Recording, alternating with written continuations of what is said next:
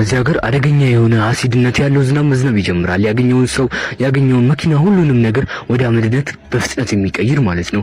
ቤተሰቦች ልጆቻቸውን ጥለው እየሄዱ ነው ያሉት። ጥለው ቢሄዱም ግን ከዛ አሲድ ዝናብ አላመለጡም። ሁሉንም ሰው እዛው እየገደላቸው ነው የሚገኘው። ከየት መጣ የማይባል ዝናብ ነው እየዘነበ ያለው። እነዚህ ቤተሰቦች እንደ ድንገት ስላወቁ ቀድሞ ሞተራቸውን ይዘው አንዱ ልጃቸውን ይዘው በሚጓዙበትም ሰዓት ሞተሩ እንደ ድንገት ጉድጓድ ውስጥ ይሰምጥና አልሄድም ይላቸዋል ማለት ነው። ባልየው ይናደድና ልጁን ይዞት ይሄዳል ማለት ነው። ወዴት ነው የሚሄደው ከተባለ ወደ አንድ ዋሻ ቦታ ማለት ነው፣ ዝናቡ የማይገባበት ቦታ ላይ መሄድ ይጀምራሉ። በሚሄዱበትም ሰዓት ሚስትየው እንደ ድንገት ትወድቃለች ማለት ነው። ድንጋይ ያደናንኳት። ቶሎ ነይ ብሎ ልጁን ይዞ መሄድ ይጀምራል ባልየው። ልጁ እንዳይሞትበት ስለፈራ ነው ባልየው ማለት ነው። ከዛም በኋላ በሚሄዱበት ሰዓት እንደ ድንገት ልጁን ምን ይለዋል አባትየው፣ ምንም እንዳትፈራ የምታየውን ነገር ሁሉ ዝም ብለ ዋጥ አድርገህ ቁጭ በል ይለዋል ማለት ነው። ምክንያቱም ሽጉጥ ይዘው ወንበዴዎች ሰዎችን እንዳይገቡ እየከለከሉና እየገደሉ ነው ያሉት። እነዚህ ሰው ወንበዴዎቹ ከፍታ ቦታ ላይ ስለሆኑ እነሱ ዝቅታ ቦታ ላይ ስለሆኑ ይደበቃሉ።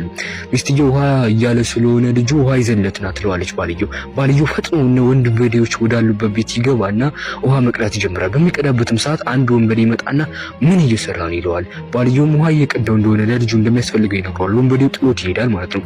ባልየውም ውሃውን ቀርቶ መሄድ ይጀምራል ማለት ነው፣ ወደ ቤተሰቦቹ ጋር ማለት ነው። ከሄድም በኋላ እዛ ቦታ ላይ ይደርሳል። ሚስትየው ልጇን ይዛ እየሄደች ነው። እንደ ድንገት ልጁ ይወድቅባታል።